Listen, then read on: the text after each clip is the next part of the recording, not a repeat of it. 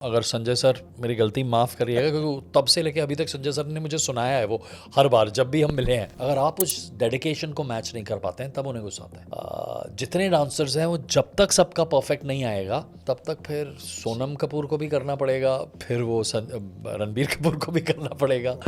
कौन है ये?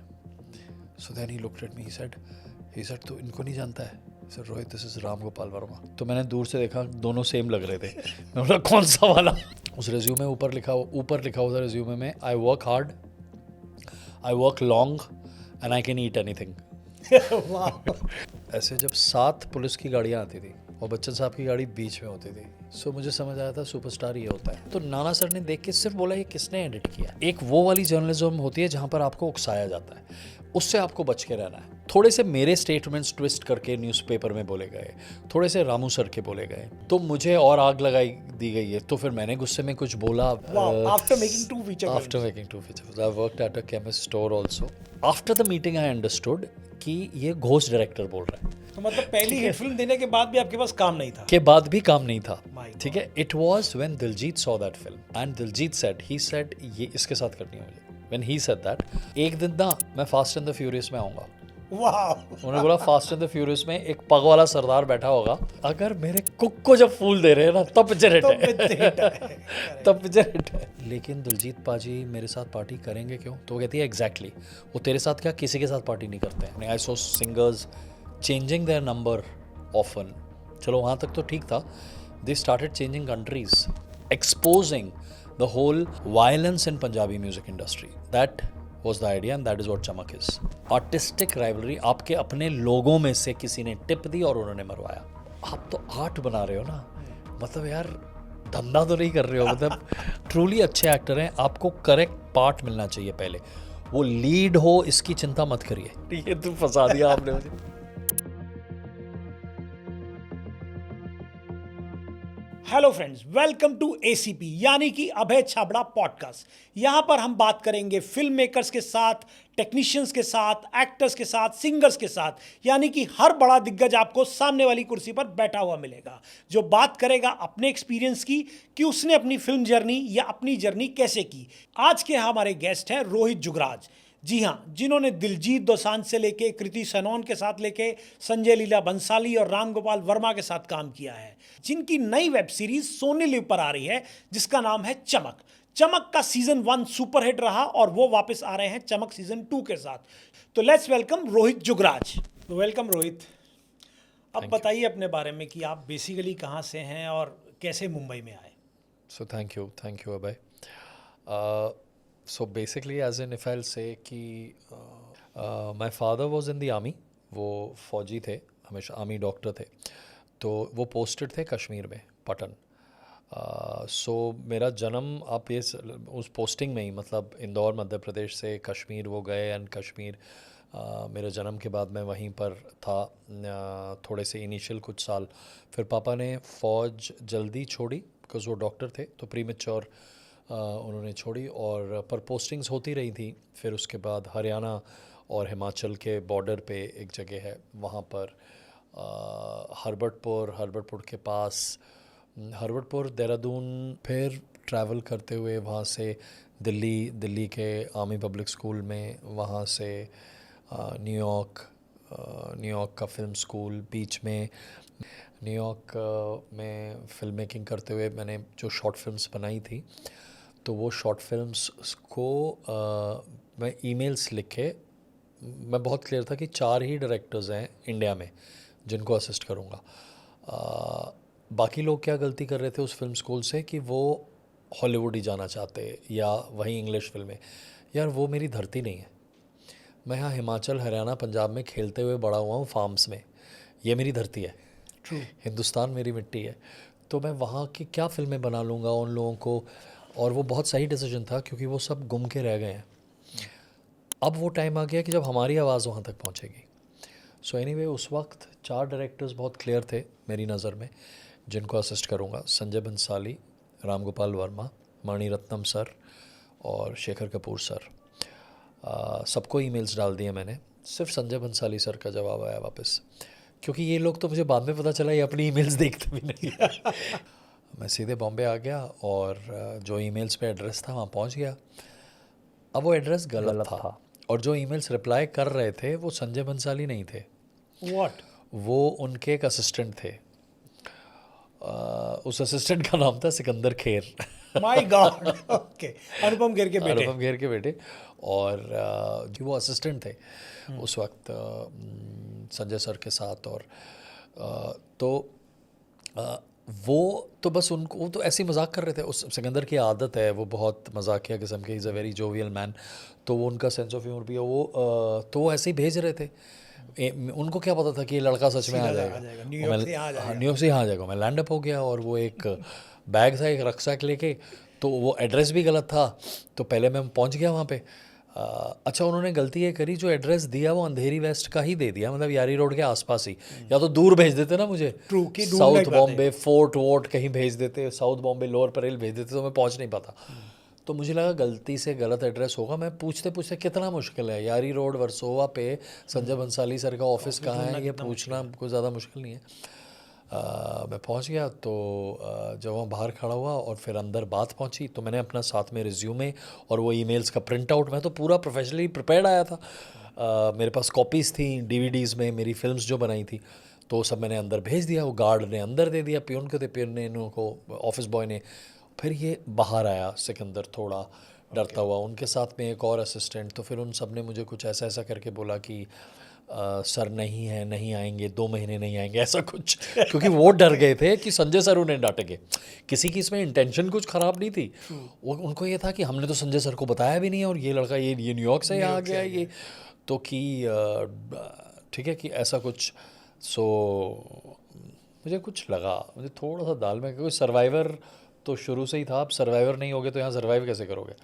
सो मुझे लगा कि कुछ तो है गड़बड़। तो मैंने गार्ड को, मैंने बोला पहले तो तू साइड में आ जा बेटा। तो मैंने गार्ड को, उनसे बहुत अच्छे से बात करी, उनको बोला भैया आप देखिए, मैं अब देखिए हम इतनी दूर से आए हैं, ये है गांव से, खेड़े से, गांव खेड़े से, ये सब करके न्यूयॉर्क गांव खेड़ा है। न्यूयॉर्क गांव खेड़ा। मैंने कहा आप बताइए कि संजय, तो उन्होंने बोला अरे हाँ हाँ, संजय सर तो आज पता नहीं आएंगे या नहीं, लेकिन कल आए थे 2 बजे। तो उस वक्त 4 बज रहे थे, शाम दोपहर के 2 बजे आए थे। तो मैं वेट करा थोड़ा सा और, मुझे लगा नहीं आएंगे। तो मैंने कहा कि वो रहते कहाँ हैं, पास में ही रहते थे वो गार्ड ने एड्रेस भी बता दिया। अब मैंने और गार्ड ने खाना खा लिया एक साथ। मैं पिज़्ज़ा लेके आया एक, वो गार्ड और मैंने खा लिया साथ में, पिज़्ज़ा था, बर्गर था, जो भी। तो वो गार्ड से, उनसे दोस्ती भी हो गई। तो उन्होंने बोला, तिवारी जी थे वो, मुझे नहीं याद है अभी तक। तो तिवारी जी ने बोला कि पास में ही तो रहते हैं, तो ये करके उनसे एड्रेस पता चल गया, सब कनेक्टेड होते हैं। उन्होंने उधर वहाँ गार्ड को फ़ोन कर दिया कि ऐसे ऐसे ये लड़के हैं, ये ढूंढ रहे हैं, ये आ रहे हैं, संजय सर से मिलना है। तो मैं जाके वो बैग लेके मैं वहाँ चला गया, उनके घर के बाहर का गेट था, मैं वहाँ बैठ गया। तो अब रात हो गई और लेट नाइट हो गई। तो ऊपर से संजय सर की मम्मी, उनकी मदर, आंटी बोलते हैं वो, the famous mother Sanjay, Leela Bhansali, so Leela aunty. And उन्होंने ऊपर से देखा तो उन्होंने गुजराती में बोला। अब मुझे समझ में आ रही थी गुजराती, लेकिन बोलना नहीं आता था। समझ में आ रही थी, वो पूछ रही थी ये लड़का कौन है, ये दोपहर से बैठा हुआ है यहाँ पे। तो वो गार्ड ने तो बोला कि आपसे पूछ रही हैं कब जाओगे। तो मैंने बोला आप बोलो उनको कि नहीं जाऊँगा।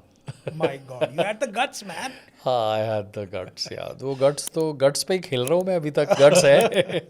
गट्स पे ही फिल्में बना लिया 8। सो तो वो उन्होंने बोला ये कह रहा है नहीं जाएगा, तो कह रहे नहीं जाएगा। तो उन्होंने, उनको ऊपर से लगा, उन्होंने 1-2 गाली, मतलब ऊपर से गुस्से में बोल दिया मुझे। तो मुझे नहीं पता था कि वो मुझे कह रहे हैं, मैं हंस दिया। तो वो अंदर की बहुत ना, she is very nice, she is a very very nice human being. तो उन्होंने अंदर जाके बोला होगा, अब संजय सर बिजी थे, कुछ म्यूज़िक सेटिंग या सेशंस चल रहे थे। तो तब तक ना सिकंदर और जो दूसरे असिस्टेंट थे, अंबर, वो वहाँ आ गए थे। तो फिर मुझे ऊपर बुलाया, फिर अंबर बाहर आया, उन्होंने बोला यस। मैंने वो रिज्यूमे फिर से पकड़ा दिया हाथ में। अब संजय सर को अंदर बोला, तो संजय सर ने बोला इनको कल, तब अंदर क्या हुआ वो मुझे पता नहीं चला, अगले दिन पता चला। उन्होंने बोला कल बुला लो दोपहर में। सो अगले दिन आफ्टरनून में मैं पहुंच गया वहाँ ऑफिस, और तब मेरे सामने संजय सर सबकी क्लास लगा रहे थे। उन्होंने बोला ये कौन रिप्लाई कर रहा था और किसने झूठ बोला। तो फिर सब लोग ना, सिकंदर खेर का नाम भी ले लिया किसी ने। मेरी एंट्री ऐसे हुई कि उन्होंने सबके हाथ ऊपर करवाए, संजय सर ने। तो सब ऊपर हाथ खड़े करके पनिशमेंट थी और सब पूरे ऑफिस का चक्कर लगा रहे थे। तो 8-10 असिस्टेंट संजय बंसाली के ऑफिस में, मैं न्यूयॉर्क से फिल्म मेकिंग हाथ में 4 शॉर्ट फिल्म से जुड़ी और मैं देख रहा था अच्छा ये ऐसे होगी यहाँ पे फिल्म मेकिंग। वो ऊपर हाथ करके सब भाग रहे थे, ठीक है, अंदर, ठीक है। तो वो फनी भी होता था। संजय सर का वो एक बॉन्डिंग का स्टाइल था विच फ्रैंकली आई रियली लाइक्ड, क्योंकि वो स्ट्रिक्ट थे बहुत, उनका गुस्सा सब जानते हैं, but he is a strict disciplinarian, और वो बहुत फ़नी भी है। मतलब जितना वो प्यार करता है ना आदमी वो अपने असिस्टेंट्स को, मुझे नहीं लगता मैंने और किसी डायरेक्टर को करते हुए देखा है।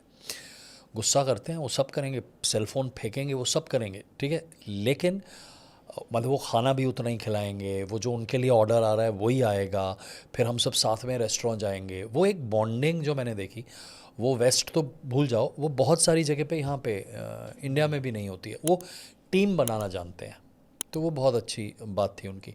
तो सब ऐसे करके दौड़ रहे थे। अब उन्होंने मुझसे पूछा, उन्होंने बोला इधर आ। गया सो न्यूयॉर्कर, वो ऐसे बोलते थे मुझे, वो कहते इधर आ, कहते अब बता इसमें से कौन था। तो वहाँ पर मैं टीम में घुस गया।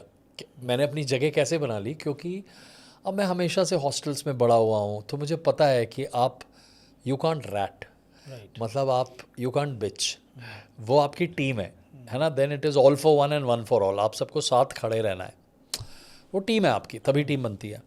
मैंने पूछा क्या कह रहे हैं सर आप, तो मुझे ऐसे देखते रहे, कहते इनमें से कौन था। मैंने कहा क्या कौन था सर, कहते कौन ईमेल तुझे भेज रहा था वापस कि मेरी ईमेल्स कौन रिप्लाई कर रहा था। मैंने बोला सर मेरे तो कंपनी का ईमेल है, और मैं कंपनी के ईमेल आईडी पे भेज रहा था। अब वो मैं संजय सर के नाम से लिख रहा था, वो रिप्लाई कर रहा था। तो मैंने बोला सर ऐसा तो कुछ नहीं है, मैं कंपनी के नाम से भेज रहा था। तो कहता कौन मिला था तेरे से कल। मैंने बोला सर मैं भूल गया। So sweet. तो वो मुझे देखते रहे, वो कहते तू भी इनमें से ही एक है। तो वो कहते तू हाथ ऊपर उठा और लग जा। अरे वाह। तो लास्ट बंदा मैं था, मैंने भी हाथ ऊपर उठे खड़े किया और मैं लग गया उसमें, वो सर्कल में।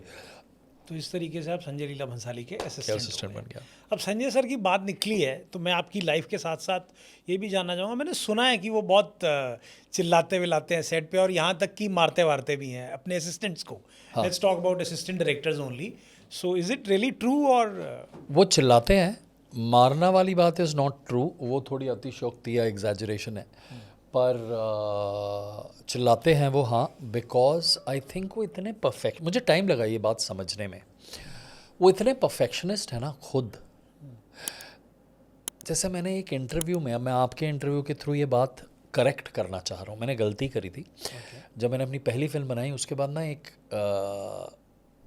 प्रेस जर्नलिस्ट थे, वो मुझसे इंटरव्यू ले रहे थे, और थोड़े से प्रेस जर्नलिस्ट की आदत होती है वो आपको अंदर से कूद के कुरेदते हैं। और वो कौन सी पहली फिल्म थी? जेम्स, हाँ, जो राम गोपाल वर्मा ने करेक्ट प्रोड्यूस करी थी। और तो उसमें उन्होंने मुझसे पूछा था, और मैंने तब संजय बंसाली जी के बारे में पूछा था। मैंने कहा था कि वो चौथे फ्लोर पे, उन्होंने पूछा आपने संजय बंसाली को क्यों छोड़ा, तो मैंने बोला कि नहीं, वो चौथे लाइन में कैंडल जल रही है या बुझ रही है, उससे क्या फ़र्क पड़ता है। वो मेरी गलती थी, मुझे से वो गलत निकल गया। मैं एक्चुअली जो कहना चाह रहा था, और उसने और गलत प्रेजेंट किया। मैं कहना ये चाह रहा था, जो मैं अब आपके माध्यम से करेक्ट कर रहा हूँ, अगर संजय सर मेरी गलती माफ़ करिएगा, क्योंकि तब से लेके अभी तक संजय सर ने मुझे सुनाया है वो हर बार जब भी हम मिले हैं। संजय लीला भंसाली, एवरीबडी थिंक्स कि वो रेक्लूज हैं, उन्हें हर चीज़ की खबर है। वो आदमी एक ट्रू माइस्ट्रो है, वो actually true master film maker है। अब मैं इतने कॉन्फिडेंस से इसलिए कह सकता हूँ, मैंने उन्हें इतनी सारी फिल्म्स के थ्रू देख लिया है। मेरा प्रिविलेज होता है जब वो मुझे अपनी स्क्रिप्ट पढ़ने के लिए बुलाते हैं, क्योंकि हम 12-13 असिस्टेंट्स थे, उसमें से हम में से कुछ ही फिल्म बना पाए हैं, क्योंकि ये जर्नी इतनी हार्ड है। और तो लेकिन उस आदमी का पैशन देखिए, वो वही है। और वो उनकी, जब उनका गुस्सा भी जो आता है ना, अब मैं समझ पाता हूँ, वो उनके परफेक्शन की शिद्दत है, उनकी वो शिद्दत है जिसके कारण अगर आप उस शिद्दत को मैच नहीं कर पाते हैं, अगर आप उस डेडिकेशन को मैच नहीं कर पाते हैं, तब उन्हें गुस्सा आता है। गलतियां तो सभी करते हैं सेट पे, है ना, सो वो तब उन्हें गुस्सा आता है। एक बात और जो मैंने उनसे सीखी, हाँ, सो वो बेसिकली ये मैं कहना ये चाह रहा था कि उतनी परफेक्शन मैं नहीं सीख पाया कि वो चौथे फ्लोर तक जो फ्लेम है वो भी जलनी चाहिए, कि वो चौथे लेयर पे जो दिया जल रहा है वो भी जलना चाहिए, चौथे फ्लोर पे जो लैंप है वो भी जलना चाहिए।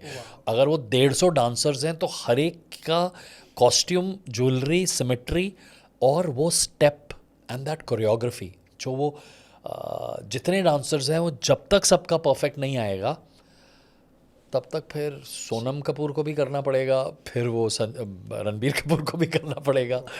तो वो that is his beauty actually, that perfection is his beauty and his understanding of song and dance, his understanding of his kind of cinema, that I think that's why he's a master, he's a true maestro. हमारे देश में अभी बहुत कम film makers हैं जिन्हें मैं maestro समझता हूँ, वो है मलयालम में है काफ़ी।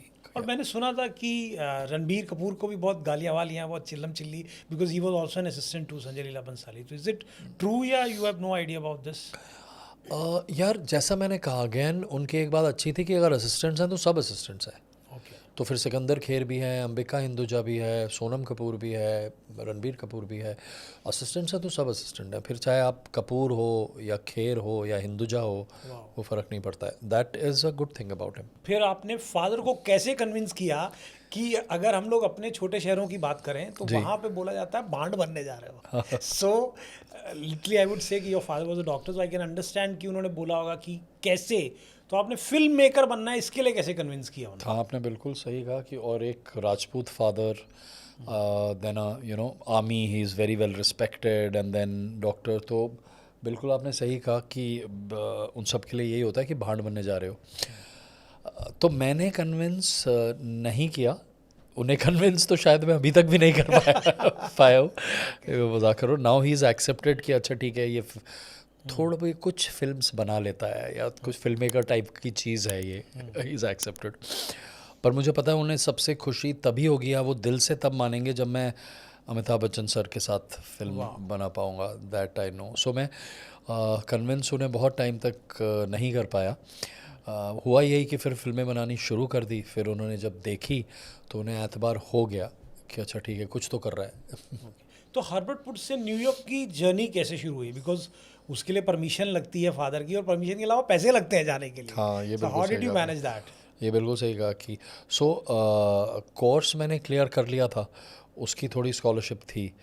पापा भी क्योंकि नाराज़ थे तो उन्होंने बोला कि एक तरफ का टिकट दूंगा कि तो वापस नहीं आ सकूं, वापस खुद आना है तो खुद करके आ जाना। तो फिर मेरी भी थोड़ी सी जिद थी, मैंने बोला हाँ ठीक है वो तो दो आप बाकी देख लेंगे। सो टेक्निकली आप हार्वर्ड से निकले, यूएस पहुंच गए, वहाँ से फिल्म एकेडमी की, संजय लीला बंसाली के असिस्टेंट ने आपको बेवकूफ़ बनाया और मुंबई बुलाया, और आपके हार्डवर्क ने आपको संजय लीला बंसाली का असिस्टेंट बना दिया जी। तो वहाँ से फिर आपकी जर्नी कैसे निकले, और फिर आपने राम गोपाल वर्मा को राइट की, आपने असिस्ट किया, तो वहाँ तक कैसे पहुँचे? सो ऐसा हुआ कि वही assistant which is Sikandar Kher.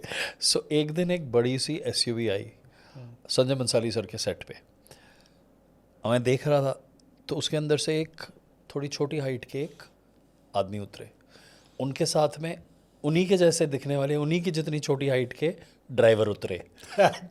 तो वो दोनों जा रहे थे, मैंने अब उनके पीछे सिकंदर खेर भागा, तो मुझे ये समझ में आ गया था कि ये कोई बड़ा आदमी एक कुछ कोई बड़ा आदमी है। ऑल्सो बिकॉज सिकंदर ना, उसको सब पता है इंडस्ट्री के बारे में, ठीक है।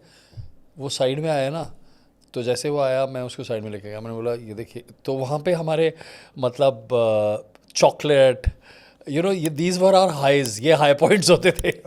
ये हाई पॉइंट्स थे ऑफ द डे, क्योंकि भागना दौड़ना बहुत पड़ता था। तो मैंने ऐसे चॉकलेट निकाली, एक चॉकलेट थी मेरे पास, आधी उसको दी, और हमने कुछ एक कोल्ड ड्रिंक पकड़ी या व्हाटएवर, सम रेड बुल और सम शिट लाइक दैट। और मैंने उससे पूछा कौन है ये? So then he looked at me, he said तो इनको नहीं जानता है? Sir Rohit, this is Ram Gopal Varma. तो मैंने दूर से देखा, दोनों सेम लग रहे थे। मैं बोला कौन सा वाला? सो टेक्निकली टी-शर्ट्स भी सेम राम जैसे गोपाल वर्मा के ड्राइवर को राम गोपाल वर्मा समझ लिया। नहीं, ये आप जोर से बोलना मत, क्योंकि वो सेम हाइट के होते थे। सो नहीं समझा नहीं था, मैंने पूछा कौन से वाले, बिकॉज द फंडा इज, अब रामू सर के बारे में एक बात, सी I'll tell you what fascinated me. ये दोनों बिल्कुल ऑपोजिट फिल्म मेकर्स थे. एब्सोल्युटली. संजय लीला भंसाली जो एक ग्रैंड भव्य जिसको बोलते हैं, you know, larger than life sets and everything, and Ram Gopal Verma sir जो ब्लाइंड स्कूल देखेंगे उसको सरकार का घर बना देंगे. सरकार में जो सरकार का घर है बच्चन साहब के कैरेक्टर का, सरकार का, वो ब्लाइंड स्कूल है जोगेश्वरी में. अभी भी इस वक्त भी वो ब्लाइंड स्कूल है. ओह. जोगेश्वरी में एक ब्लाइंड स्कूल था. ओके. जाते हुए कुछ ऐसा था, हमने थोड़ी सी फोटोग्राफ्स खींची थी. वो फोटोग्राफ मैंने ही ली थी और वो अंदर से जाके पता नहीं क्या ऐसे ही बस ले ली थी. और जब उनको हम, वो गए भी नहीं थे उस रेकी पे, जब फोटोग्राफ्स दिखा रहे थे ना, वो एकदम से रुके उस वाली फोटोग्राफ पे. उन्होंने बोला ईपी को बुलाना. तो ईपी चिन्ना सर होते थे, उनको बुलाया. उन्होंने बोला गाड़ी निकाल, तेलुगु में बोला गाड़ी निकाल, जाना है इधर. हम वहाँ से चले गए. वो सरकार का घर मिल गया जिस घर को 1 महीने से ढूंढ रहे थे. तो मैं कह रहा हूँ कि रामू सर का ये जीनियस था. और दूसरी तरफ संजय बंसाली सर का जीनियस तो हम सब जानते ही हैं, वो हमने देखा ही है, वो sets and everything and that lavishness. Okay. But गाड़ी से बाहर देखने के बाद आप रामू सर के असिस्टेंट बने कैसे? मैं भागा उस कार के पीछे. ओके. वो डीवीडीज फिर मेरे हाथ में थी अच्छा. कि ये जो फिल्म्स बना के लेके आया था ना, मुझे लगता है किसी ने नहीं देखी है वो आज तक. वो लेके भागता ही रहा मैं, मतलब इनमें से ये फिल्म मेकर्स में. सो वो मैं I ran again. So I ran after his car again and तो सिकंदर खेर देख रहा था वो. जब मैं भागा and he stopped. Now it is his greatness. Imagine वो, आई थिंक वो शाहरुख को मिलने आए थे. Okay. I think I At the still set of don't know Devdas. till date. हाँ, I still don't know. And I was the youngest boy there and all that. And मैं भाग रहा था पीछे. तो वो ड्राइवर, अशोक नाम है उस ड्राइवर का, उसने रोका, नीचे करा खिड़की. तो मैंने ऐसे उसी की तरफ फेंक दी, मतलब उसके सर पीछे बैठे थे रामू सर. मैंने ऐसे अंदर फेंक दी एंड तो Ramu sir also stopped. His window came down. So I said, sir, these are my short films and if you can watch them and I can come. So he looked, he said, he told something to Ashok in Telugu. तो basically Ashok number दे दो अपना, ये office आ जाएगा. मैंने अशोक का number ले लिया, driver का नंबर ले लिया. और सो ये ना, आई थिंक ये हर एक फिल्म, जैसे आपके साथ भी होगा भाई, आई एम श्योर ये है कि अगर एक असिस्टेंट या कोई भी एक, if you see a person who has the passion, you identify with that, you recognise that. आप वो पहचान लेते हैं कि इसमें आ गए, बस वो उतना ही होना चाहिए. तो ही अंडरस्टूड दैट. फिर मैं पहुंच गया एज यूजुअल. मैं उनके ऑफिस पहुंच गया इस बार. मैं बहुत सारी कॉपीज़ बना ली थी यहाँ पे. वो 4 शॉर्ट फिल्म्स की ब्लैक एंड वाइट थी, 4 black and white short films. So वो लेके मैं फिर से पहुंच गया. और तो मैं बाहर वेट करता रहा. रामू सर तो भूल भी गए थे कि उन्होंने ऐसे कोई, अशोक को याद था ड्राइवर, उसको मैंने याद दिलाया. तो मैं साथ में एक रेज्यूमे लेके गया था. उस रेज्यूमे ऊपर लिखा हुआ था रेज्यूमे में, I work hard, I work long and I can eat anything. ठीक है, उसकी पहली 2 लाइनें थी शुरू की ऊपर की. तो क्योंकि मुझे ये पता था कि इन सब के पास टाइम होता नहीं है, वो पहली 2 लाइनें पढ़ के उन्हें समझ आ जाना चाहिए कि ये कुछ भी करेगा. सो मैंने बस वो लिखा था कि I work hard, I work long and I can eat anything. तो वो रेज्यूमे अंदर गया. सुबह से शाम हो गई. तो वो रामू सर ने, मतलब रामू सर के पास वो गया भी नहीं, चिन्ना सर जिनकी मैंने बात करी थी, ईपी, उनके पास वो रेज्यूमे गया. उन्होंने वो 2 पढ़े, वो हंसे, वो रेज्यूमे घूमा अंदर और ऑफिस में सब लोग जितने भी थे वो सब ने पढ़ा और सब हंसे. और उसी दिन मुझे बस बोल दिया गया कल से आ जाना. वाह. संजय लीला भंसाली, राम गोपाल वर्मा, दोनों की फिल्म मेकिंग अलग है, एब्सोल्युटली, टेक्निक अलग है, पोलर ऑपोजिट, थॉट प्रोसेस ही अलग है. बिल्कुल. सो कैसे आपको लगा कि आपको संजय लीला भंसाली को छोड़ के, आई वुड से नॉट छोड़ के, बट कैसे आपको लगा कि आपको अब राम गोपाल वर्मा को असिस्ट करना है, ना कि संजय लीला भंसाली को?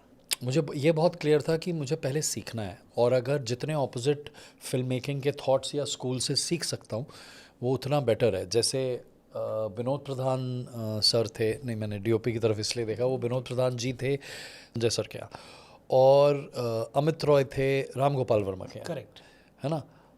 अब वो सिनेमाटोग्राफी इतनी डिफरेंट है, उनका सिनेमाटोग्राफी, उनके लाइटिंग के स्कूल्स इतने डिफरेंट है. सो आपके लिए तो it's a learning on every aspect.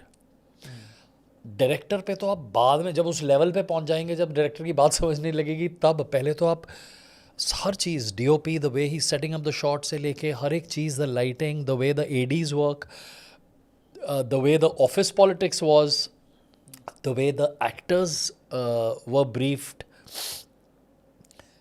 जैसे भूत की या सरकार की, मतलब वो स्क्रिप्ट मैंने आज तक नहीं देखी, इन द सेंस सीन्स देखे थे, राइट। संजय बंसाली सर के यहाँ पे सब बाउंड होता था एंड एवरीथिंग। ऑब्वियसली हम पढ़ सकते थे, लेकिन वो पढ़ के आप ऑफिस में ही छोड़ देते हैं उसको, आपके पास हक नहीं था उसको लेने का। या जो सीन्स जो हम देखते हैं ना, कि एक बहुत कॉमन सी चीज़ है, अब जो सेट्स पर वो सीन्स फ्लोट कर रहे होते हैं, हर एक असिस्टेंट के पास एक सीन होता है। We never had an access to that. Oh, yeah we never had an access to that. Sanjay Leela Bhansali's office. That is both. That is to a large extent Mr. Ram Gopal Verma's also. वहाँ पे कई बार ऐसा भी होता था कि वो scene change कर देते थे सेट पे तो उस सीन की शायद वैल्यू नहीं होती खत्म हो जाती थी तो but what I'm trying to say is कि different filmmaking schools or different thoughts of filmmaking, and I learnt from both of them. My idea was to learn from these two opposite schools. कोई ऐसा incident, because सरकार में तो अमिताभ बच्चन थे, तो कोई एक ऐसा इंसिडेंट जो आपको याद रह गया हो या कुछ ऐसा आप शेयर करना चाहो तो?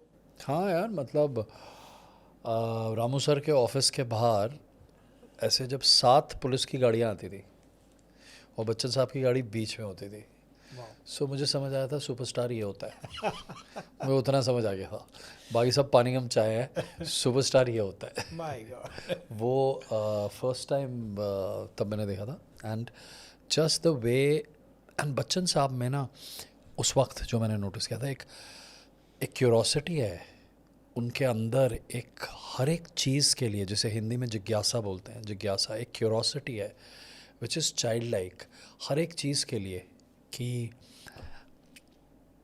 जैसे रामू सर जब सीन एक्सप्लेन कर रहे होते हैं तो वो ऐसे देखते थे एज इफ, मुझे अभी तक याद है वो ऐसे सुनते थे बच्चन साहब, मतलब वो छवि is imprinted in my mind, I can't forget that, I can't delete that, वो छवि छप गई है मेरे मस्तिष्क पे। बच्चन साहब face when Ramu sir is talking to him about the scene, and Bachchan साहब ऐसे सुन रहे होते थे जैसे फर्स्ट टाइमर है, जैसे you know he is Shri Amitabh Bachchan, and वो एक्चुअली ऐसे सुन रहे होते थे कि जैसे फर्स्ट टाइमर है। That was really something. कुछ बताइए, आपकी पहली फिल्म एज अ डायरेक्टर कैसे शुरू हुई? So Shanu Sharma, Sameer Sharma. Sameer Sharma is not just her brother. He is very well. They are from a film family, but Sameer Sharma has made his own films, some brilliant films. You know, which Love Shav, Chicken Khurana, and everything. So these guys were my seniors, and Sameer Sharma had called Shimit over. Shimit Amin.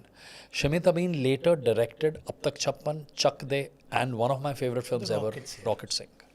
I think वो रणबीर कपूर की best film performance है, one of the best performances till date, and it is Shimit's finest film. Okay, तो these were the guys I was, he was an assistant editor, so I used to spend my time assisting him as he was an assistant editor, he was an editor, sorry, Shimit Amin was an editor, so I would assist him as well, and I would assist Ramu sir as well. अब वो मुझे सिर्फ सीखने का शौक था, सीखने का कीड़ा था, and I would just try to learn कि I would just observe Shimit. Shimit has later he's worked purely as an editor as well. He's edited The Reluctant Fundamentalist by Miss Meera Nair. वो edit कर रहा है, Shamit edit कर रहे हैं, तो मैं पीछे बैठ के देख रहा हूँ, या कुछ चाहिए हेल्प मैं कर रहा हूँ, जो भी, I am just help, I am trying to learn. तो सब चले जाते, मैं थक के वहीं सो जाता था। तो उस दिन ना रामू सर जल्दी आ गए। Ramu sir wakes up very early, but he would spend his time on the gym and the treadmill and everything, and that's the time when he starts making the calls. तो एक बहुत फेमस चीज़ थी company में कि Ram Gopal वर्मा's company बोल रहा हूँ मैं, फैक्ट्री, कि किसी को भी फ़ोन आ जाता है सुबह। तो उस दिन वो घंटी बज गई, डोरबेल बजी, और मैंने दरवाज़ा खोला, मेरा टूथब्रश यहाँ था पॉकेट में। तो उन्होंने ऐसे देखा, उन्होंने ऐसे आसपास देखा, उन्होंने देखा कि कोई प्यून नहीं है, कोई ऑफिस बॉय नहीं है, तो ही जस्ट ऐसे मेरा टूथब्रश ऐसे निकाला और वापस छोड़ दिया पॉकेट में ऐसे करके। तो what he meant to say was कि तू ये भी करता है, मतलब you'll do this also, you'll open the door as well. I was the only one in the office, और कुछ एक ऑफिस बॉय पीछे कहीं नहा रहा था, क्या कर रहा था, whatever. तो he looked at me and so he's not the sort of a guy who'll say good morning. He doesn't believe in formalities. He'll cut straight to work. So he looked at me and without missing a beat, he says, "Huh? Rohit, so what's happening?" This is his favorite phrase, what's happening. What's happening means I don't need to know that, hello sir, I'm very good, how are you, nice day, flowery breeze is blowing, nothing like that, nothing like that. How are you का मतलब काम पे क्या हो रहा है, तुम क्या कर रहे हो काम तुम क्या कर रहे हो यहाँ पे. So that I had understood. So वो without missing a beat then I just told him edit पे ये हो रहा है, यहाँ तक पहुँचे हम इस पे एडिट पे, और शूट का ये है, ये 2 फिल्में रुकी पड़ी है, ये वाले फिल्म का ये है. तो he said take a breather, what about your film? So I kept looking at him. That is the first time when he gave me a hint. Wow. Yeah, he said, what about your film? I said, I want to make Shiva again. Oh wow. Because I was so impressed by Shiva, I said I would want to make it would be something like that. And so he said, I have a title called James. Okay, so James वो ना पहले मुझे hit किया. So मेरे mind में James हमेशा से गोवा में एक लड़का था जो कॉफिन बनाता है. Is a coffin maker in Goa. That's how I have seen his back story and everything. But that's where the journey started. When he said this, obviously उसके बाद थोड़ी सी चीज़ें, और अब जैसे डरना ज़रूरी कि मैंने कुछ प्रोमोस काटे थे, तब तक मैं उनको अच्छे लगे थे कुछ थोड़ी चीज़ें, with a lot of energy. तो उन्होंने नाना सर को दिखाया. तो मुझे अभी तक याद है कि so that is the day when I realised कि यार Nana Patekar, when I realised कि अगर आप कुछ काम करते हो ना, वो समझ आता है सबको, टॉप मोस्ट को लेके. तो नाना सर ने देख के सिर्फ बोला ये किसने एडिट किया है. वाओ. तो रामू सर ने, मैंने ऐसे ही रात में बैठ के ऐसे करते, तो गाना था एक वो होमवर्क की, मतलब होमवर्क की माँ की आँख, ऐसा वाला था कुछ. सो देन राजपाल यादव की स्टोरी थी वो. And so Ramu sir said इसने, and that I still remember, and it was gracious of all those editors to allow me on the machine. मैं एडिटर नहीं था, मैं एडिटर नहीं हूँ, but as a director you know your cuts and you know the rhythm of the film, you know the rhythm of the scenes. You should. So yeah, that's the day when he was like कि अच्छा ठीक है, just then start thinking about your film. So it still took me a while from there, yeah, but that's how the it started. सो अब आता हूँ मैं थोड़ी कड़वी सच्चाई पे, Please. जो कि हर फिल्म मेकर के साथ होता है कि आपको एक फिल्म मिल जाती है, फिल्म आप बना भी लेते हो, फिल्म का रिलीज और फिल्म चल जाती है तो ऑब्वियसली एवरीबॉडी नोज की हिस्ट्री बदल जाती है. लेकिन एज अ फिल्म मेकर जब आपकी पहली फिल्म नहीं चलती है तो क्या होता है, और वो मुझे सच जानना है. हाँ, बिल्कुल सच ही बताऊंगा आपको. सो तब होता ये है, you realise the actual meaning of that success has many fathers and failure is an orphan. Failure is an orphan, right. पहली फिल्म बहुत शिद्दत से सब कुछ करके, और हुआ क्या, मैंने एक चीज़ और सीखी है कि 2 तरीके की जर्नलिज्म होती है. एक वो वाली जर्नलिज्म होती है जहाँ पर आपको उकसाया जाता है, उससे आपको बच के रहना है, उस जर्नलिज्म से आपको दूर रहना है. तो हुआ क्या कि इसके बाद जब जेम्स फ्लॉप हो गई, थोड़े से मेरे स्टेटमेंट्स ट्विस्ट करके न्यूज़पेपर में बोले गए, थोड़े से रामू सर के बोले गए कि जैसे रामू सर ने उसके बाद, उन्हें तो अब क्या था, फिल्म फ्लॉप हो गई है तो उन्हें अपनी कंपनी की इमेज बचानी है, सो बरकरार रखनी है. सो उन्होंने ऐसा बोला कि मैं सेम स्टार कास्ट और सेम क्रू के साथ फिर से बनाऊंगा शिवा. की बनाई भी और उससे बड़ी फ्लॉप थी वो. था. विद ड्यू रिस्पेक्ट उन्होंने बोला कि शिवा फिर से बनाऊंगा. नहीं, पर उस आदमी की एक ग्रेटनेस है, उन्होंने कहा मैं शिवा फिर से बनाऊंगा, डायरेक्टर चेंज कर दूंगा. तो मुझे और आग लगाई दी गई है. तो फिर मैंने गुस्से में कुछ बोला which I shouldn't have, which I said in the press कि अगर सिर्फ डायरेक्टर की ही गलती थी तो जब फिल्म बन रही थी तब आप हर बीट पे तारीफ़ क्यों करते थे. तब फिर जब एडिट हो रही थी तब फिर हम वोडका के ग्लासेस लेके बैठ के हम इतनी तारीफ़ क्यों करते थे, क्या एक्शन सीक्वेंसेस है. मेरा कहने का ये मतलब था कि अगर हम गलत हुए तो हम सब गलत हुए, तो we own it up as a team.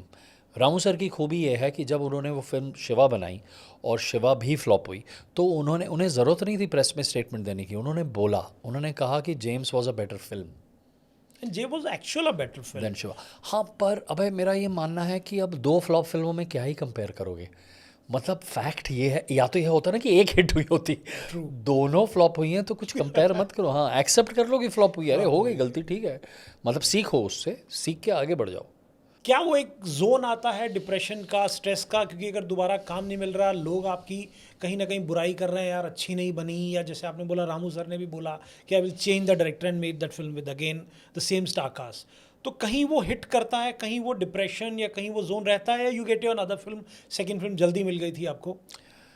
जल्दी नहीं, आई स्ट्रगल्ड अ लॉट, मतलब I but I got into the thick of the struggle.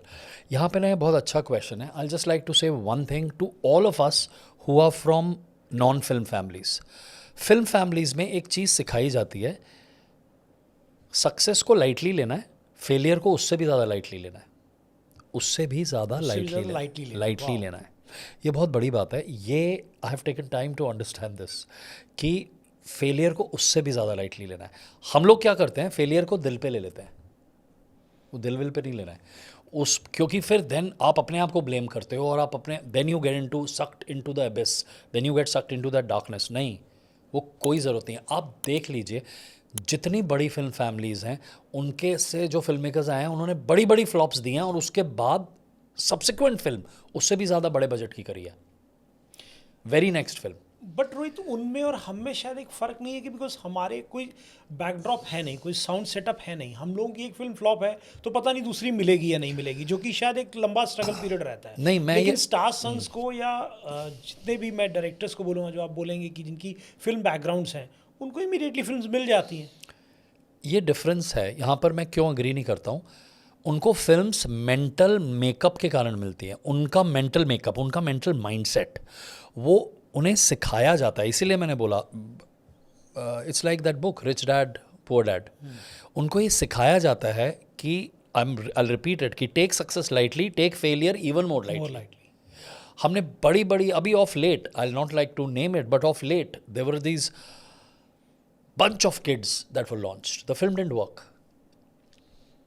It would hurt because the filmmaker is a brilliant filmmaker. ये उनकी पहली flop है life की। It would hurt a lot, I'm sure. But look at the resilience and they bounce back, they come back. I agree जो आप कह रहे हैं कि हम लोगों के पास पीछे वो कोई ऐसी बैक, लेकिन हमें अपना ही मेंटल मेकअप उतना स्ट्रांग रखना है ना। मैं कहना ये चाह रहा हूँ कि what we have to learn from that is it's only a film at the end.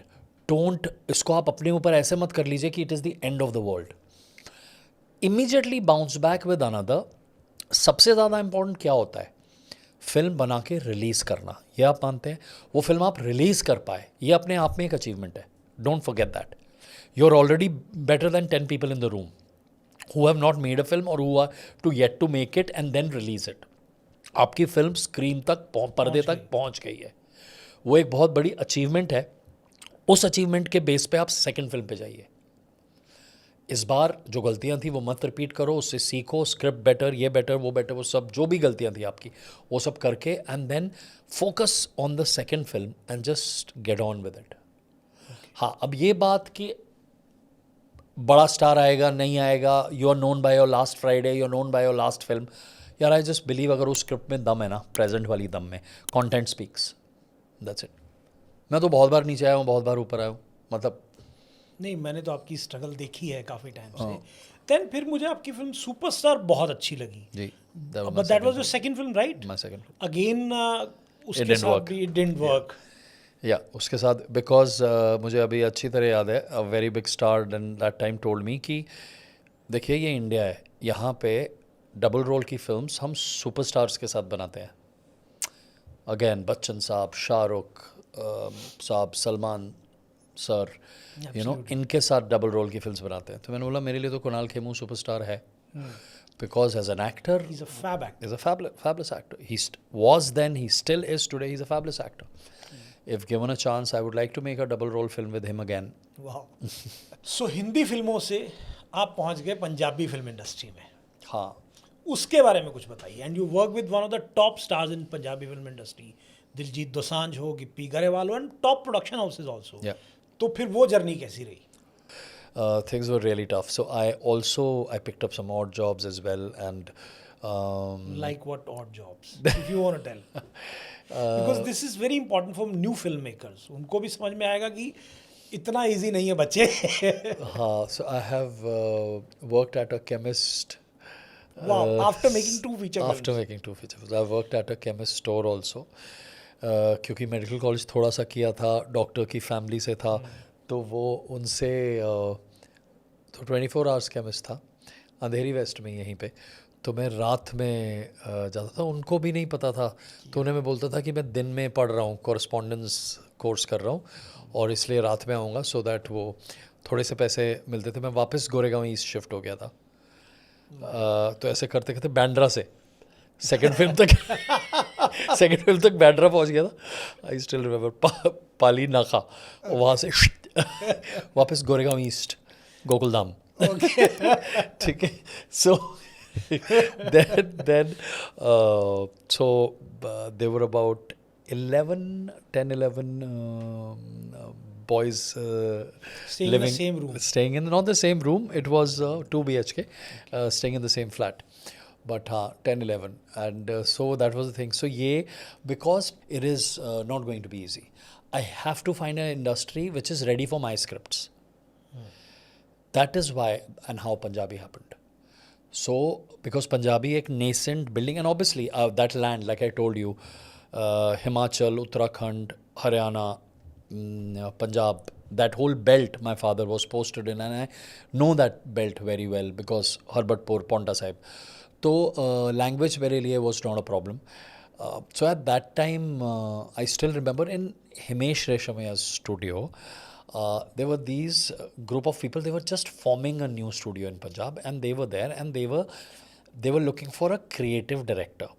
तो जो कि यूजुअली फिल्म्स में क्रिएटिव डायरेक्टर की पोस्ट कुछ होती ही नहीं होती नहीं है। होती नहीं। सो मुझे भी नहीं पता था what do they mean by a creative director.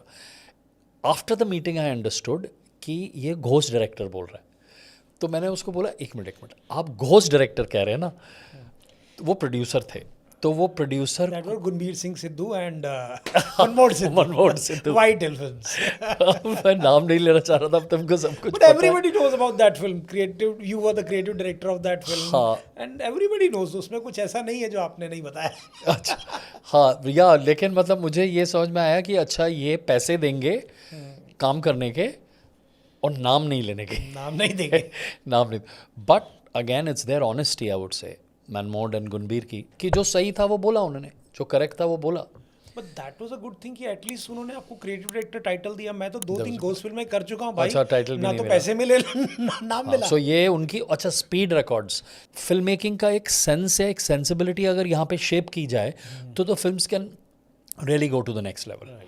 And luckily one thing happened, and one thing led to another. Like I said, you work hard, you work focused, सब कुछ हो ही जाता है. So Gippy Grewal, Gippy noticed my work in that film. उसमें थे वो इस वाली फिल्म में. Then from there he gave me the next film as a solo film. First super hit film. My first Judge James Bond. Judge James Bond. Yeah. Mr. Gurdeep Dillon. He came from Canada. He came from Surrey, Vancouver, Canada. Gurdeep Dillon. और वो जो उनकी understanding of a producer थी ना, कि एक director को क्या क्या देना चाहिए फिल्म करने के लिए. At that time, like he was the first producer, he went across the border. Pakistan से वो म्यूज़िक लेके आए. राहत फ़तेह अली खान साहब को उन्होंने तैयार करवाया इस फिल्म, हमारी फिल्म के लिए, गाने के लिए. And he made me truly realize he had worked. He's an old timer. And आपने फैंटम कैमरा यूज किया उसमें. जी. तो वो कैसे हुआ, वो कैसे कन्विंस किया? बिकॉज दैट कैमरा का एक कॉस्ट है, and how come Punjabi film में आपने फैंटम लाने का सोचा? So वो impact चाहिए था. Again, James and everything, the learning helps. So impact of the punch that I needed, and technically I think I've been pretty decent always. Again here I would say it was Gurdeep Dillon's heart, his जिगरा, his courage. Because जब मैंने उन्हें बोला कि ये चाहिए, ऐसे चाहिए, तो he said ले आ फिर. He said कि बस 1 लाख रुपए का एक शॉट था वो. I know that. I remember, right? So उन्हें कैलकुलेट करके उसने मुझे बोला, that's why I remember. उन्होंने मुझे कहा कि ये 1 लाख रुपए का एक शॉट है और तू देख ले फिर. That's how he talk. He said तू देख ले Jugraj. That's what he said. तो कैसा था 2 फ्लॉप के बाद? I can feel it. So हमारे जो फिल्म मेकर्स हैं या जो एस्पायरिंग फिल्म मेकर्स हैं, उनके लिए कैसा रहता है कि फ्लॉप का एक्सपीरियंस एंड हिट का एक्सपीरियंस? यार पहली फिल्म की हिट ना इज़ लाइक एनेस्थीसिया, वो समझ में ही नहीं आती. पहली फिल्म की हिट में आप एनेस्थीसिया में हो अभी भी. सच में. या तो वो, क्योंकि फंडा ये है, या तो इतनी बड़ी हिट हो जिसकी गूंज, जिसका एको बहुत दूर तक जाए. ये वाली जज जेम्स बॉन्ड ना ग्रेजुअल हिट बनी थी बड़ी. और regional cinema that time, regional cinema now is big, at that time it wasn't that big. तो in fact again there is a writer, मैं उनका नाम नहीं लूँगा, so he called me up after this first hit and he said, अब देखो जैसे सब लोग आपके फ़िल्म की तारीफ़ कर रहे हैं गिप्पी के साथ इस फिल्म की, पर क्या आपके घर के बाहर लाइनें लग गई हैं? मैंने बोला नहीं। तो वो कहते कि देखो ऐसा ही होता है। तो उन्होंने और डिप्रेस कर दिया मुझे तो मतलब पहली हिट फिल्म देने के बाद भी आपके पास काम नहीं था? के बाद भी काम नहीं था। My God. ठीक है, it was when Diljit saw that film and Diljit said, he said ये इसके साथ करनी है मुझे, when he said that and we started now. Diljit Dosanjh, Diljit Dosanjh, we are talking about mister Diljit Dosanjh, the Shahrukh Khan of Punjab. The Shahrukh Khan of Punjab. और तब तक Punjab always loved him, Punjab has always loved him and Gippy Grewal, but Punjab also didn't realise his super stardom. Bombay को तो पता ही नहीं था कि super stardom Diljit का क्या है, किस लेवल तक जा सकता है। एक आदमी को हमेशा से पता था, वो था दिलजीत खुद। वो उस वक्त भी मुझे कहते थे, and I tell you something, he said something then, and Diljit this is for you sir if you listening. उन्होंने मुझे तब बोला था कि एक दिन ना मैं फास्ट एंड द फ्यूरियस में आऊँगा। वाह। उन्होंने बोला फास्ट एंड द फ्यूरियस में एक पग वाला सरदार बैठा होगा, वाह। जट्टा, हाँ, एंड वो आ भी जाएंगे। दिलजीत पाजी, वी बिलीव कि आप आ जाओगे। यस, वो आ जाएंगे। वो मतलब franchise just the eight with the way is going, see that is again the power of conviction, the power of belief, the power of belief. So he was the one who, उसके बाद तो second film का success, Diljit वाली film का success जो सरदार ji one, that तब मुझे समझ में आया अच्छा सक्सेस ये होता है। क्योंकि बॉम्बे से कॉल आने लगे, तब बॉम्बे के बिग प्रोड्यूसर्स, बिकॉज उसका कलेक्शन इतना बड़ा था, that was the first Punjabi film to cross 50 CR and everything. वाह, 50 करोड़ मार्क। या 50 करोड़। सो उसका कलेक्शन इतना बड़ा था कि देन वो that echo reached here again, the गूंज ऑफ दैट फिल्म। तब फिर जब कॉल्स आने लगे ना, तब मुझे रियलाइज़ हुआ कि अच्छा ये ऐसा साउंड करता है सक्सेस। ओके, तो आपने फिर सरदार जी 1 बनाई, 2 बनाई, अगेन अ सुपर हिट हाँ, फिल्म। सरदार जी वन के बाद मैं आपको, सॉरी, एक बहुत इंटरेस्टिंग इंसिडेंट है that I tell you, when I realised कि अच्छा ये शायद सक्सेस होता है। ओके। हमारे एक कुक थे, ओके। ठीक है, मैं बॉम्बे आ गया, तो एक कुक थे, वापस बैंड्रा शिफ्ट हुए कि नहीं? नहीं, वापस बैंड्रा नहीं शिफ्ट हुआ, तब भी नहीं हुआ। तो अंधेरी आ गया, ओके। ठीक है। सो गोरेगांव ईस्ट से अंधेरी वेस्ट आ गया वापस दोबारा। सो मेरा ऐसे ही होता था, गोरेगांव ईस्ट, अंधेरी वेस्ट, बैंड्रा, ये ऐसे सांप सीढ़ी। ओके। तो जब मैं अंधेरी वेस्ट आ गया, एंड जो कुक थे, एक दिन ही हैड गॉन डाउन, वो नीचे सब्जी वब्जी कुछ खरीदने गए थे, जब वो ऊपर आए ना तो हाथ में फूल थे। सो मैं टेलीविजन देख रहा था दिन में, तो आई लुक्ड एट हिम ऐसे दिस, और इंस्टाग्राम पे वो आ रही है नोटिफिकेशंस एंड एवरीथिंग। मुझे मैं नया पेज बनाया था and people were saying wow this that, थाड़ करके। दिलजीत का social media game has been very strong always, mister Diljit Dosanjh का। Every Punjabi star really knows how to govern और हाउ टू सोशल मीडिया को प्ले कैसे करना है, हाउ टू प्ले इट।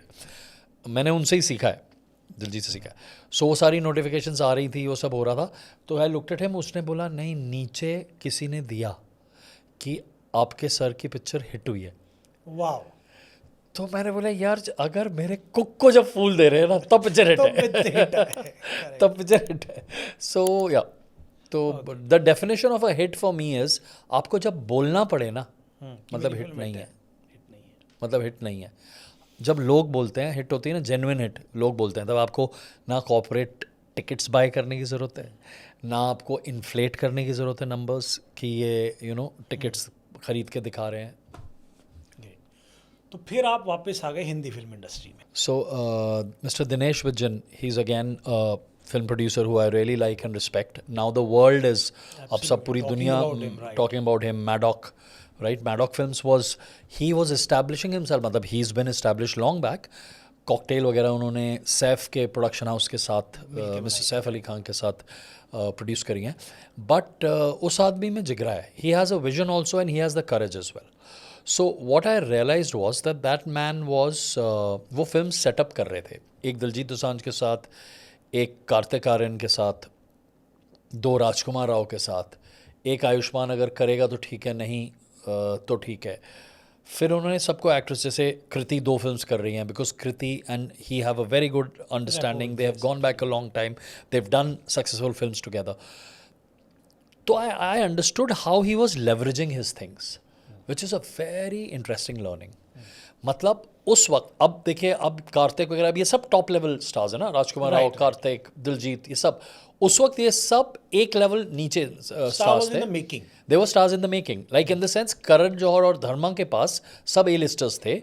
तो दीज गाइज वर से A1, Yeah, you know, right. like they were in the making to get there. What Dinu, as we call him, and God bless him, because what Mr. Dinesh Vijan and Maddock did was they made a parallel universe.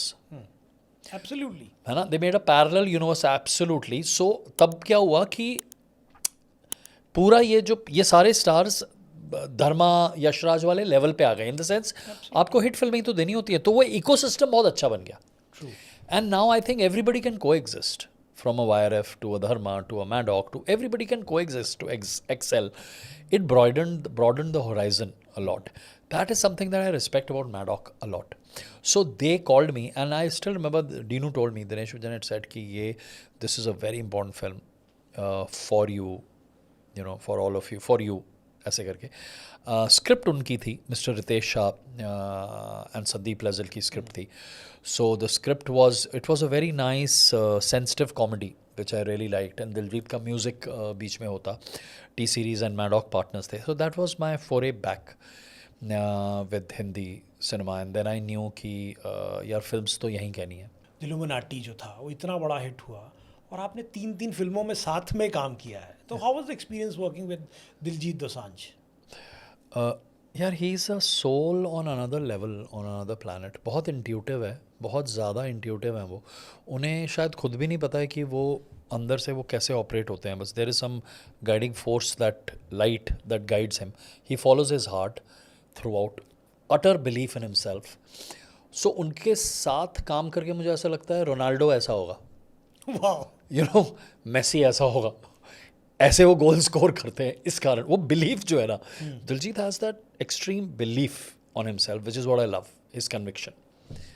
मेरी ये चमक series जो part 2 आ रही है, Chamak is about basically music which is Punjabi music industry and the violence in it. So Chamkila से लेके सिद्धू मूसेवाला तक and the entertainment in between, कि उस इंडस्ट्री में ये वायलेंस क्यों है, ब्लड शेड क्यों है. Why I am telling you this is, उसमें एक कैरेक्टर हीरो से पूछती हैं कि उसे बोलती हैं, मैनेजर हैं वो, म्यूज़िक इंडस्ट्री में मैनेजर हैं, और hero is a rising star in the Punjabi singer, he is a rising Punjabi singer, singing industry में, म्यूज़िक इंडस्ट्री में. तो उसे कहती हैं कि देख, तेरे पास 2 फ़ोन है, वो एक मैं ले लूँगी, तेरे पास एक फ़ोन रहेगा, उसमें जो नंबर्स 5 ही रहेंगे, बाकी सब मेरे थ्रू होके जाएंगे, और तू पार्टी करेगा तो सिर्फ दिलजीत के साथ. ओके. तो ऐसे देखता है, वो पूछता है कि लेकिन दिलजीत पाजी मेरे साथ पार्टी करेंगे क्यों? तो वो कहती है एग्जैक्टली, वो तेरे साथ क्या किसी के साथ पार्टी नहीं करते हैं. इसे वो सिर्फ मेहनत करता है, और मेहनत के बाद जब वापस आता है तो थक जाता है, लेकिन और मेहनत करता है. सो that is true that he doesn't party, he doesn't go out, he parties only with himself, and he works very hard. His focus is that. So that is something that I really really appreciate about him.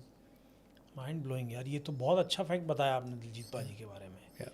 तो guys देखिए, आप अगर star बनता है कोई तो ऐसे नहीं बन जाता, मेहनत लगती है उसमें. Yeah. Coming back to you, जिसके लिए मैंने आज आपको याद किया, चमक. Yeah. चमक पाजी की सोनी लिव पे एक सीरीज़ है, तो वहाँ के टॉप नॉच हैं. गिप्पी गरेवाल की बात कर लीजिए, अफसाना खान की बात कर लीजिए, कंवर गरेवाल की बात कर लीजिए, every top musician, specially Mika पाजी, एंड आपने उनसे एक्टिंग भी करवाई है. और उसके बाद अगर आप एक्टर्स की बात करें तो ये cream of actors. You have Manoj Pahwa paaji, Navneet निशान एंड राकेश बेदी, और पंजाब की बात करो प्रिंस कंवलजीत सिंह. मेरे से लिस्ट रुकती नहीं है. So please tell us about Chamak season 1 and season 2. So Chamak is very close to my heart because we have produced this. I'm the showrunner, the director, and the writer. One of the writers. Yes. No, our writing team has been very strong. I would like to mention, S. Fakira here. While making Punjabi films, I saw all these singers go through that. Extortion calls. I saw things happening. I saw singers changing their number often. चलो वहाँ तक तो ठीक था. They started changing countries. वो ज़्यादा हो गया ना. हाँ, मतलब by changing countries in the sense every Punjabi singer who is a star has a house out of India also. और ज़्यादातर तो इंडियन सिटीजन भी नहीं है अब, because it is that they feel threatened. especially more after the Sidhu Moosewala. Sidhu Moosewala, after late Sidhu Moosewala's assassination. Sidhu Paji was supposed to do a guest appearance in our Chamak. चमक. Yeah. जो 4th episode है, जो मीका पाजी ने किया. अच्छा, that was supposed to. That was Mr. Sidhu Moosewala. वो phone पे भी बात, मैं उनसे मिला नहीं कभी, फोन पे बात हो गई थी. He said in Punjabi, he said छोटा वीर, younger भरा, he said मैं सारा कुछ करूँगा, ये तेरी कहानी इतनी खूबसूरत है. Like what he meant was that I'll do this, and because he spoke a lot about gun violence and everything in his songs, so मैंने डरते हुए अप्रोच किया था क्योंकि मुझे पता नहीं था वो अग्री कर जाएंगे या नहीं.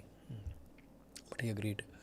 And yeah, before we could go on the floors, I still remember 2022 when he was gunned down. It was bad. Yeah. Whatever happened. Tragedy. तो मुझे ये जानना है कि आपने चमक अमर सिंह चमकीला, जिसपे इम्तियाज़ अली ने भी अभी दिलजीत पाजी के साथ ही बनाई, अमर सिंह चमकीला नाम से बनाई, और उन्होंने ऑब्वियसली अमर सिंह चमकीला की ही स्टोरी रखी, लेकिन आपने उसको जो मॉडर्न टेक दिया है वो कैसे आया दिमाग, which is really unique and brilliant. तो वो कैसे आया दिमाग में कि इसको आज की कहानी बनाता हूँ? Yeah, so like I said, the idea was, so Imtiaz sir had called me in 2018. He said तब वो चमकीला पे रिसर्च शुरू कर रहे थे.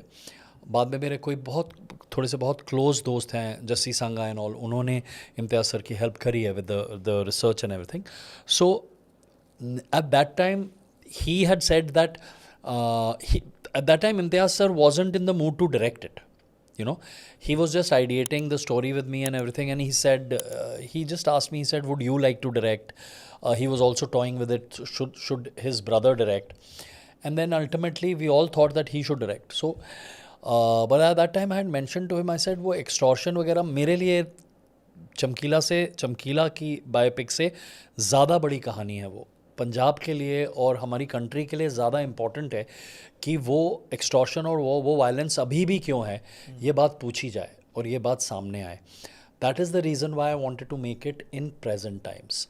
और उसको रिलेट कनेक्ट करना है अगर चमकीला से, तो एक ही रास्ता बचता है कि अगर उसका बेटा है, and classical it's a father son story also, and son seeking revenge, कि उसके फादर, उसका बेटा है, एक सिंगर है, उनको मार दिया गया है स्टेज पे, उसके माँ बाप को, और बेटे को जो साज बजाने वाला आदमी है वो लेके भागा, हारमोनियम वो लेके भागा.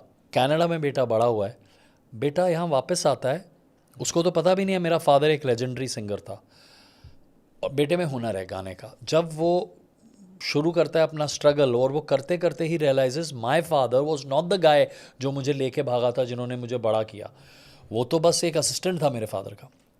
My father was a legendary singer, my mother and father were killed. अब उसको ये पता करना है कि who killed them, and parallel उसका स्ट्रगल इस इंडस्ट्री में राइज करके एक सुपरस्टार सिंगर बनने का. तो इस एंटरटेनिंग कहानी के ज़रिए, you know, exposing the whole violence in Punjabi music industry, that was the idea, and that is what Chamak is. Paramvir तो is a brilliant actor, but उसको इतना ज़्यादा कोई स्टार वैल्यू नहीं है, but then again you choose him because उसकी जगह मुझे ऐसा लगा कि Gippy paaji was for 2 scenes. मतलब टेक्निकली उनका पहला सीन है और बीच में एक उनका वो फोटोग्राफ वाला सीन है. तो why you never think of it कि मैं किसी बड़े स्टार को लेता हूँ इस रोल के लिए? सो गिप्पी पाजी का अभी जो पार्ट 2 है उसमें आप देखेंगे, और बाकी सारे सीन्स ओपनिंग में. And the idea is still कि जैसे सीज़न 2 है, जो कि सीज़न 3 से हम गिप्पी पाजी की स्टोरी एक्सप्लोर करें. मतलब फिर तब वो कैसे बने थे स्टार, और तब उनके टाइम में कैसे कितना क्राइम था. मतलब सो बैक एंड फोर्थ होता रहेगा, पर तब प्रेजेंट कम होगा, पास ज़्यादा होगा, क्योंकि ये हमेशा से चलता आ रहा है पंजाब में. और पंजाब में सिर्फ सिंगर्स नहीं मरे हैं, सिर्फ सिंगर्स को नहीं मारा गया है. पाश, जिनकी एक बहुत ब्यूटीफुल लाइन है कि सबसे ख़तरनाक होता है हमारे सपनों का मर जाना, पाश को भी मारा गया था, उनको भी, वो पोइट थे. एक फिल्म एक्टर थे जिन्हें फिल्म सेट पे मार दिया गया. धर्मेंद्र के कजन वरिंदर पाजी, उन्हें फिल्म सेट पे मारा, जिन्हें बोला जाता था ही is the Dharmendra Deol of Punjab. और वो बिल्कुल सही, वो देओल साहब के कज़न थे. सो उन्हें जूनियर आर्टिस्ट में से निकल गया, फिल्म सेट पे मारा गया था, जबकि वो कैमरामैन भी उन्होंने राउंड ट्रॉली का शॉट लगाया हुआ था, एक्ट्रेस रेडी थी। तो बहुत सदमे वाली चीज़ें हैं ये। So I want to explore that कि ऐसा क्यों हुआ है पंजाब में और ऐसा क्यों होता है, आर्टिस्टिक जेलसी इतनी पीक पे क्यों जाती है वहाँ। वो artistic jealousy, it boils down to that. देखिए वो तीन ही चीज़ें होती हैं जो हमने चमक में एक्सप्लोर करी हैं कि कॉज क्या है इनका, ये चीज़ का। सो वो टेररिस्ट, कास्ट, एब्सोल्युटली, है ना, मतलब caste fights, caste war, caste Intercaste fights, marriage, intercaste marriage और कास्ट वाला चीज़। और तीसरा सबसे कि राइवलरी, आर्टिस्टिक राइवलरी, आपके अपने लोगों में से किसी ने टिप दी और उन्होंने मरवाया। वो चीज़ें अभी सिद्धू मूसेवाला जी के केस के बारे में भी अभी वही कही जा रही हैं, वो अभी तक है। ये एक चीज़ I just wanted to go deep down into this कि ये हम सब आर्टिस्ट हैं, आर्ट और violence actually doesn't go together, पर क्या इतने एक्सट्रीम तक हो जाता है? एक टाइम था जब आपने बॉलीवुड के बारे में भी सुना है कि इसने टिप दी उसको मरवाने के लिए, यू नो। जो हमारे यहाँ भी हुआ, जैसे गुलशन कुमार जी के साथ हाँ, या मतलब राकेश रोशन के साथ। हाँ, मतलब जो कहा जाता है, अब क्या है, Absolutely. हमको वो डेफिनेट नहीं बोल सकते बिकॉज आई डोंट नो, वो डेफिनेट प्रूफ्स नहीं है उसका शायद। पर क्या आर्टिस्टिक जेलसी इस एक्सटेंट तक पहुंच सकती है? आप तो आर्ट बना रहे हो ना, मतलब यार धंधा तो नहीं कर रहे हो, मतलब और क्या वो इस एक्सटेंट तक पहुंच सकते? तो फिर are you truly an artist? अगर आप अपने एंगर को या जेलसी को इतना ज़्यादा अपने ऊपर ओवरटेक करने दोगे। कंट्रोवर्शियल क्वेश्चन तो नहीं बोलूंगा, because you have work with Diljit पाजी एंड गिप्पी गरेवाल, Yeah. जो टेक्निकली पंजाब में दो बड़े स्टार्स काउंट होते हैं, दिलजीत पाजी एंड गिप्पी गरेवाल। Yeah.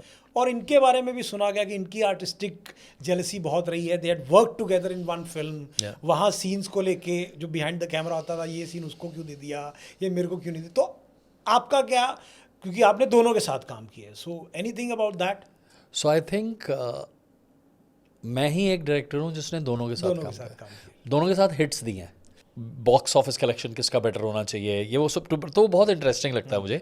और फ्रैंकली अगर आप उनकी जर्नी देखेंगे, दोनों एक फिल्म में लॉन्च हुए, जिनने मेरा दिल लुटिया। True. And it is very interesting कि वो दोनों सुपरस्टार बन जाते हैं एक टाइम पे, और फिर उसके बाद उनकी नेक टू नेक वहाँ से राइवलरी चलती रहती है। कभी कोई आ गया है, कभी कोई आ गया है, तो वो मुझे बहुत इंटरेस्टिंग सी चीज़ लगती है कि यू नो कि वो दोनों, अब देखिए जैसे अगर अब दिलजीत इंटरनेशनल पहुँच गए, कोचेला, तो गिप्पी धर्मा तक पहुँच गए, ट्रू। है ना, उनकी तो राइवलरी जो है वो उनकी अखाल आ competitive है, रही जो कि है अच्छी भी है। और बहुत अच्छी है। वो मुझे लगता है ऐसी और होनी चाहिए। ये हेल्दी राइवलरी है ऐसी, एंड दोनों रिस्पेक्ट करते हैं एक दूसरे का। तो चमक के सारे एक्टर्स की बात हो गई, अभी दो एक्टर्स बचे हैं, last but not the least actors.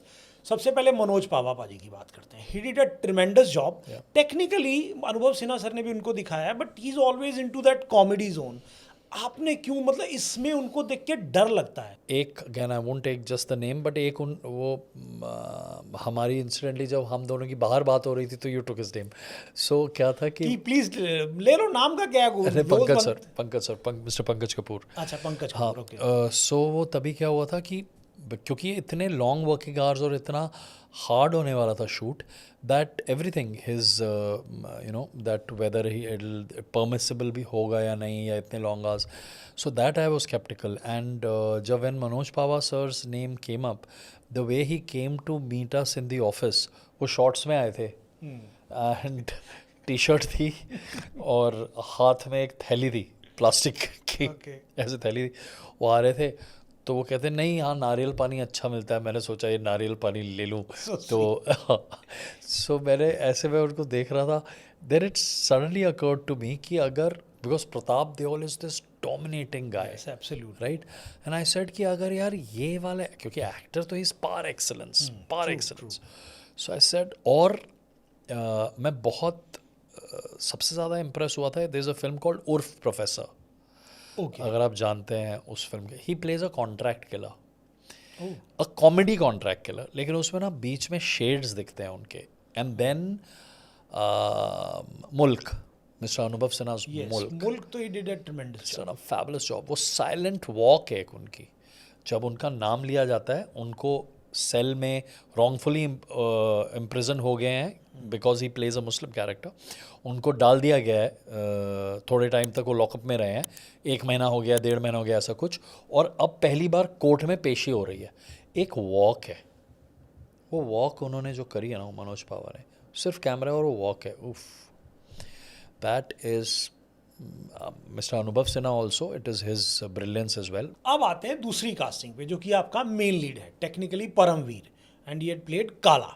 तो उसके बारे में ज़रा बताइए हमें कि वो कैसे कास्ट हुआ। सबसे पहले टब्बर को मैं इसका पूरा थैंक्स और पूरा श्रेय देना चाहूँगा, बिकॉज टब्बर में उसने एक छोटा सा पार्ट किया था ऑफ छोटा तो नहीं था, मतलब पार्ट सब्सटैंशियल था, police officer, he was playing cop, police inspector, turban वाला cop, that is where I noticed him, and his eyes, you know, they speak a lot. And what happens with good actors I've seen, एक आपको ना, सिर्फ अगर आप truly अच्छे actor हैं, आपको करेक्ट पार्ट मिलना चाहिए पहले, वो लीड हो इसकी चिंता मत करिए। अब nowadays all of us have worked so hard and we continue working, we know how to pick up actors. अगर आपने एक छोटा काम किया है और अच्छा किया है, Paramvir Cheema is the best example for that, and I give full credit to him, क्योंकि टब्बर से मैंने नोटिस किया, फ़ोन पे हमने बात करी, वो नॉर्थ ईस्ट में शूट कर रहे थे परमवीर चीमा, और हमने फ़ोन पे 1.5 घंटा पहले दिन बात करी, 2 घंटे दूसरे दिन बात करी, और मैंने बोला डन, उसने बोला डन, विदाउट मीटिंग हिम, उसने बोला डन, मैंने बोला बस तू आएगा यहाँ पे, हम एक रीडिंग करेंगे, उसने बोला हाँ ब्रो बिल्कुल ठीक है, and that is how we got on to that.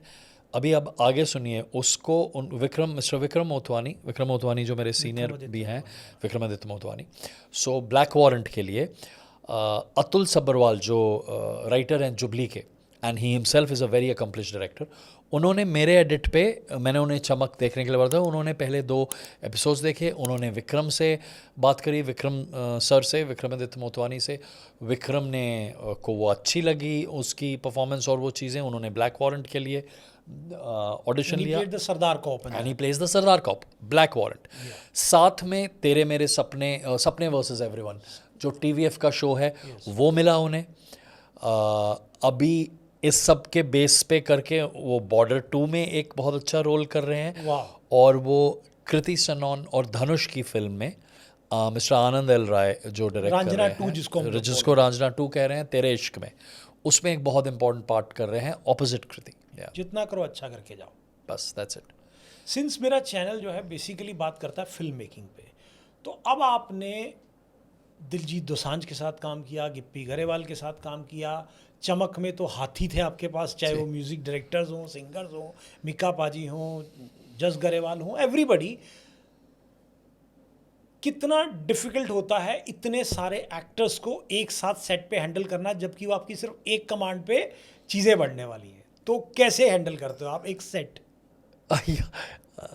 यार मैं कभी कॉन्शियसली सोचता नहीं हूँ, ये वो हो जाता है, ये मैंने सीरियसली ये कॉन्शियसली नहीं सोचा। Now that when you saying, अगर मैं वो first day of shoot was जब हम प्रताप देओल की इंट्रोडक्शन शूट कर रहे थे, सारे एक्टर्स इस तरफ थे, I think you just have to, और वो मज़ा भी है उसका, that is the fun of it, when you have too many actors in the room, that gives me a high, I think, because आप अभी तक तो यार एक बंद कमरे में बैठ के लिख रहे थे बस, now is the time for that vision to go across, you know, you and your writer's room, you and your writers, you were just doing that, or with your ADs you were just planning, you were doing a location recce, you were breaking it down, आप DOP के साथ आके, camera cinematographer के साथ आके short breakdowns कर रहे हैं, you are breaking it down, लेकिन तब वो एक्चुअल टाइम होता है जब इट विल कम अलाइव, जब वो सारी चीज़ें जीवंत हो जाएंगी, तो तब आई थिंक बहुत इंपॉर्टेंट है कि आप उन्हें एज एन एक्टर मत देखो, वो आपके कैरेक्टर्स हैं, बस उतना ही देखो।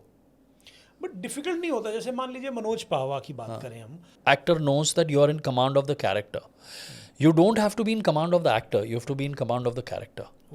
वो एक्टर सरेंडर कर देगा आपको, as long as you just have to know your character fully well, और जब सरेंडर नहीं कर रहा है तो उनको प्यार से बता दीजिए कि मैं मेरा कैरेक्टर जानता हूँ।